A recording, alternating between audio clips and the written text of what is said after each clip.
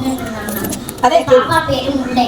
அவள் வந்து அவள் ஃப்ரெண்டோட விளையாட போகும்போது அவள் ஃப்ரெண்டு சொன்னானா, நான் புது பொம்மை வாங்கியிருக்கேன் அப்படின்னு சொன்னான். அதுக்கு அந்த முல்லை பாப்பா சொன்னானா, எனக்கும் இந்த பொம்மை எங்க இருக்குது, எனக்கும் இந்த மாதிரி பொம்மை வாங்கணும்னு ஆசையா இருக்கு அப்படின்னு சொன்னானா. அதுக்கு அவங்க அம்மா சொல்றாங்க, அவங்க அம்மாட்ட போய் கேட்டதுக்கு, இப்ப என்கிட்ட காசு இல்லை, நான் கொஞ்ச நாள் கழிச்சு வாங்கி தரேன், இந்த மாசம் ரொம்ப செலவா இருக்கு அப்படின்னு சொன்னாங்க. அதோட அம்மாட்ட அவள் சொன்னானா, நானே சேர்த்து வச்சு நானே வாங்கிக்கிறேன்ப்பா அப்படின்னு சொன்னாங்க. அதோட அவள் ஃபுல்லா உங்ககிட்ட சேர்த்தோன்னா அவங்க அம்மாட்ட போய் சொன்னாலா, அம்மா நான் வந்து சேர்த்து வச்சிட்டேம்மா, இப்பயாவது என்னை கூப்பிட்டு போங்க அப்படின்னு சொன்னாங்க. அதுக்கு அவங்க அம்மா சொன்னாங்கன்னா, இப்போ எனக்கு நிறைய ஒர்க் இருக்கு, அதனால நான் போக முடியாது அப்படின்னு சொன்னாங்க. அதோட அவங்க அப்பாவே நான் கூப்பிட்டு போறேன் அப்படின்னு சொல்லிட்டு அவங்க அப்பாவை கூப்பிட்டு போனாங்க. போகும்போது வழியில ஒரு ஏழை ஒருத்தவங்க வந்து விழுந்து கிடந்தாங்களாம். எதுக்குன்னு பார்த்தாங்கன்னா, அவங்க வந்து மயக்கம் போட்டு விழுந்து கிடந்தாங்க. அவங்க அப்பா பக்கத்துல ஒருத்தவங்க இருந்தாங்க.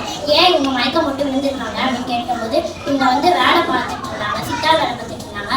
அப்ப இவங்களுக்கு இப்ப வேலை இல்லாதனால பசியில சாப்பிடாம இப்ப மயக்கம் போட்டுட்டாங்க அப்படின்னு சொல்லி அந்த முள்ளையும் அவங்க அப்பாவும் போய் அவங்க ஹாஸ்பிட்டல் கூட்டு போனாங்க. அப்ப அவங்க டாக்டர் சொன்னாங்கன்னா, உங்களுக்கு வந்து ரொம்ப கெட்டியான ஃபுட்டா கொடுங்க அப்படின்னு சொன்னாங்க. அதோட அந்த முல்லை சாப்பிட்டாங்கன்னா அந்த காசை அவன் சேர்த்து வச்சிருந்த பொம்மைக்கு வாங்கின காசை வந்து அவங்க கொடுத்துட்டாங்க. அதுக்கப்புறம் அவங்க வீட்டுக்கு போயிட்டாங்க. வீட்டுக்கு போனதை அவங்க அப்பா கேட்டாங்க, ஏன் பாரு அந்த உனக்கு பொம்மை வாங்க தானே நீ காசு வச்சிருந்தேன், நீ ஏன் அவங்களுக்கு கொடுத்தா அப்படின்னு கேட்டாங்க.